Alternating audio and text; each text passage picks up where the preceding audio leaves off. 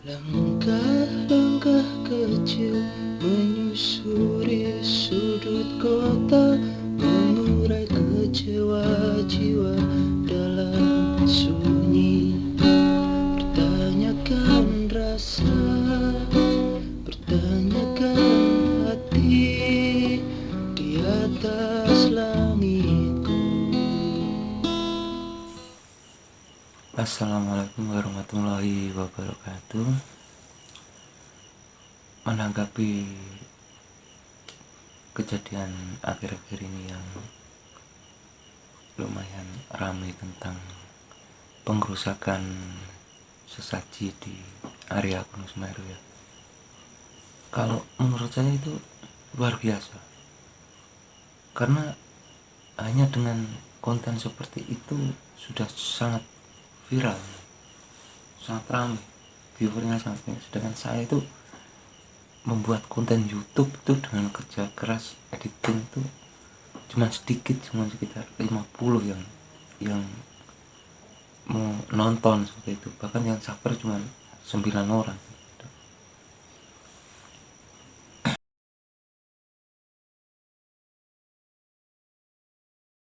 Begini ya, kalau menurut saya, kalau jawaban yang serius itu begini: sebuah kebenaran kalau disampaikan dengan cara yang keras itu akan menimbulkan benturan, ya benturan yang cukup keras, dan ini bukan hal yang baik yang bisa menyebabkan kehancuran, justru benturan itu sendiri. Dan kalau kita bicara kebenaran terkait dengan hal yang religion, it is about the religion, I think this is a special moment ya. Dalam arti ini sedikit berbeda, rodok beda istilahnya. Karena kebenaran yang menyangkut keyakinan, all religion itu, kepercayaan itu sifatnya adalah sangat masing-masing. Jadi masing-masing akan memiliki dasar kebenaran sendiri, bersifat semacam spesial, tidak sama, tidak bisa disamakan kebenaran yang langsung dipukul rata seperti itu, tidak bisa. Jadi itu memang agak berbeda. Jadi ketika kita memahami sebuah kebenaran itu harus berbeda. Contohnya seperti ini ya, bahkan dari kebenaran itu sendiri, benar orang mesti benar, istilah Jawa gitu. Contohnya kita naik bis, terus kita bayar tiket, bayar karcis itulah. Terus di situ juga ada ibu-ibu yang sedang hamil bayar karcis juga, sama-sama bayar. Tapi waktu itu kita duduk, sedangkan ibu yang sedang hamil itu dia sedang berdiri, tidak mendapat tempat duduk. Saya benar, saya sudah bayar, duduk di kursi benar kan posisinya. Tetapi saya bisa jadi salah ketika ada ibu-ibu yang sedang hamil berdiri di samping saya, tidak dapat tempat duduk, dan saya sedang, yang masih muda, laki-laki, enak-enakan duduk sambil tidur itu. Seperti itu posisi saya bisa salah seperti itu, padahal saya benar, tapi saya bisa salah. Nah seperti itulah, makanya ojo rumongso bener, ojo rumongso lah istilahnya. Jadi seperti itu.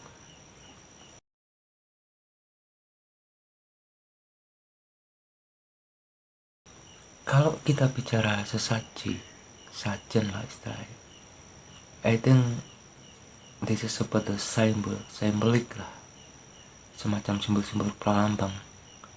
Jadi masing-masing dari item, saya tidak menyoroti bagian musyrik atau tidak musyrik ya, itu masalah nanti. Saya hanya menjelaskan bahwa saji itu memiliki makna. Jadi masing-masing itemnya ada makna. Misalkan itu ada janur, contohnya ya, itu artinya pamujaning nur.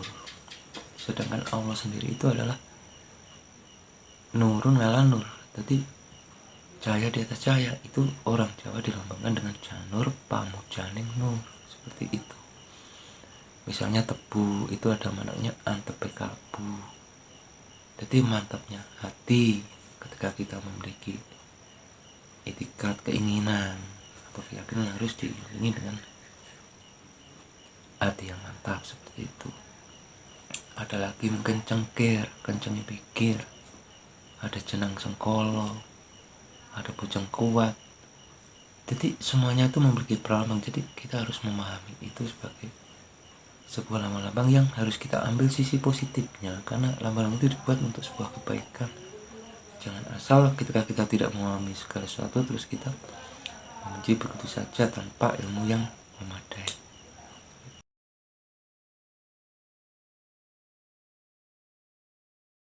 Kalau masalah musyrik atau tidak musyrik ya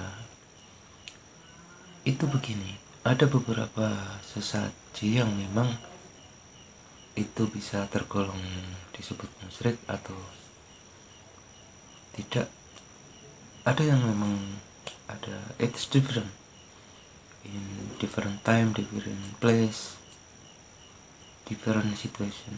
Contohnya koyok sajian gawe pesugihan yang ditaruh untuk pohon besar misalnya penunggunya, atau untuk pesugihan blorong atau bagaimana, itu memang ya pasti musyrik lah, karena kita pesugihan menyembah selain Allah ya, itu adalah musyrik. Contoh lagi misalnya kita membuat sajian-sajian untuk melancarkan tenung atau santet seperti itu jelas musyrik. Tetapi kalau yang terkait ini yang mungkin itu adalah berupa sesaji kepada alam, itu agak berbeda. It's different.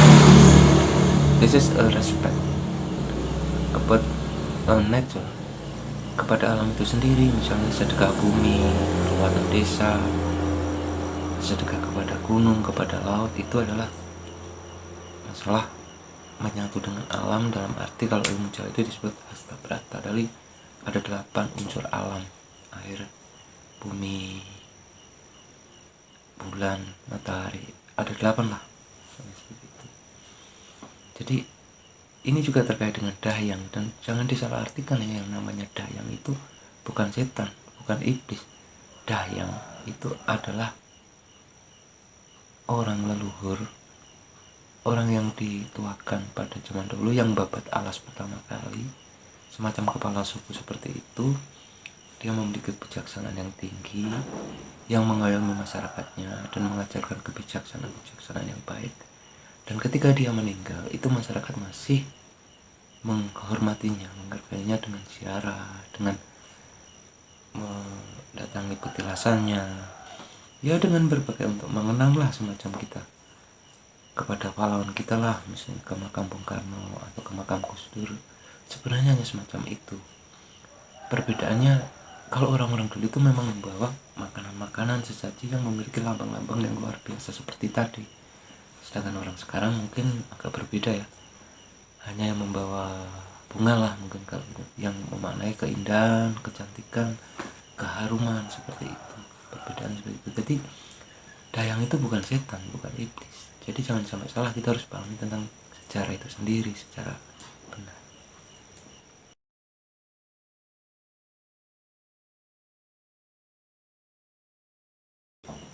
Jadi untuk kesimpulannya ya sebaiknya ini menurut saya hanya semacam kesalahpahaman ya, kesalahpahaman. Kalau istilah bahasa gaulnya itu adalah beda server, semacam itu. Beda server kali, semacam itulah, beda server kali. Karena memang sudah berbeda server ya, misalnya berbeda provider antara Indosat dengan Telkomsel, terus kita punya kartu Indosat ngisi pulsa Telkomsel kan nggak bisa, artinya itu nggak akan masuk pulsanya, sampai benturan terpaksa apa itu nggak akan bisa dipakai itu. Jadi saya sudahlah, kesalahpahaman seperti ini jangan sampai timbul benturan, apalagi perpecahan hanya gara-gara satu oknum yang mungkin saya kira kurang kedewasaannya, kurang ilmunya, masih belum paham kearifan lokalnya, terus memahami adat istiadat itu secara belum lengkap, memahami gaib itu mungkin kurang sempurna seperti itu. Jadi kalau ini dikaitkan dengan masalah penistaan agama atau istilah apa ya, benturan-benturan agama, itu akan menjadi semakin runyam. Jadi atau masalah adat istiadat menentang adat, bahkan yang namanya orang belum paham gitu. Nah, anggaplah seperti anak kecil itu belum paham, ya mau bagaimana lagi ya. Kita janganlah sampai menjadi orang yang terlalu keras atau bagaimana, dan itu sendiri akan menghilangkan dari Jawa kita sendiri kalau kita terlalu keras. Dan orang Jawa tidak seperti itu. Jangan sampai menjadi orang yang tidak Jawa lagi. Contohnya ketika hujan-hujan seperti ini ya, itu enaknya itu apa ya, kayak bakar telo lah istilahnya. Jadi satu hal yang dipahami orang Jawa itu ilatnya juga tetap Jawa, bosone yo bangga Jawa. Yang mana mungkin ngomong Jawa terus kon basa Arab, kon basa Inggris, sehari-hari kon basa Cina lah, ya ndak, ya lo hilang lah Jawa nih. Terus ya apa kepiye yang kan, ya ndak ora mending lah orang. This is not good. If we are the people of Javanese, we speak with the language of Java, Jawa lah, dengan kromo inggil. That is true. With adat istiadat, with food, snack food, a traditional food from Java, seperti itu istimewanya. Jadi contohnya begini, kalau orang Jawa itu, kalau kita enaknya itu telo bakar itu luar biasa. Kalau itu dibakar malam-malam saat habis hujan seperti ini, udaranya mengembun, itu enak banget. Apa meneh telo colongan, kayak nyolong gue luwih enak, garing diuluk-uluk lemak campur areng luwih enak. Wis ngalani hamburger, ngalani spaghetti lah, seperti itu. Wis ora enak ilatur aku. Dihapusi wong Jawa wis ngono kuwi senengane. Jadi tapi wong Jawa siji lek nyolong ya aku ora nyalani untuk mencuri atau nyolong, tetapi nyolong iku nang omahe, nang tegalane mbae. Jadi nyolong telo nang tegalane mbae kan ora apa-apa. Nyolong telo nang tegalane mbae, sing nyolong putune dhewe. Opo itu apa dimasukne hukum? Kan ya ndak mungkin. Nyolong nang gone ponakane pun sing nyolong ora apa-apa. Bahkan masih aku duwe tegalan telo ditolong koncoku dhewe. Ya ora mungkin arep tak klusekne, arep tak. Wong Jawa seperti itu. Tak omongi koncoku lek kowe butuh yo ngerao. Ning aja tontekne kabeh. Engko liyane ora kebagian. Lah itulah kebijaksanaan Jawa, seperti itu.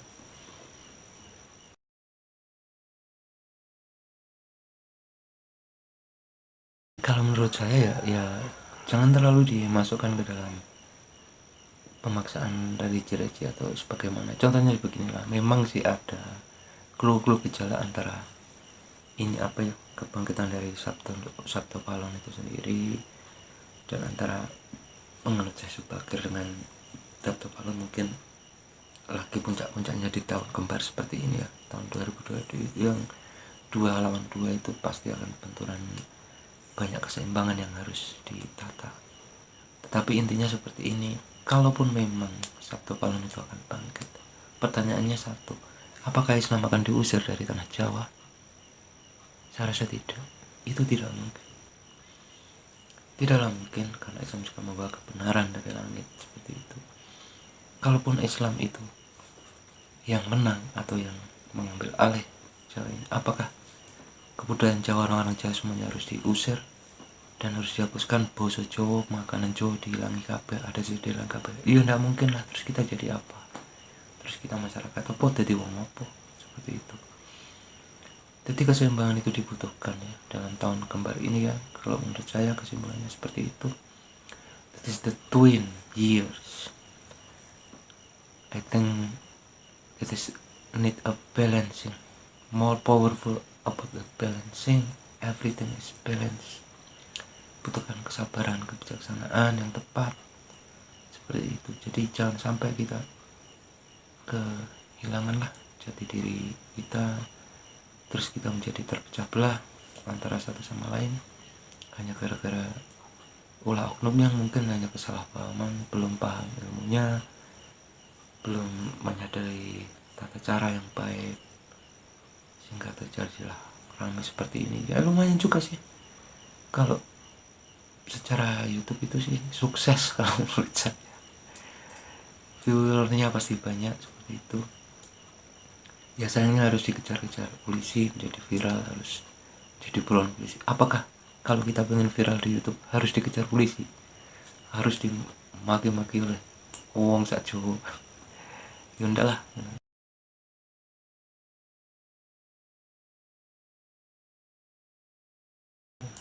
Oke, terima kasih.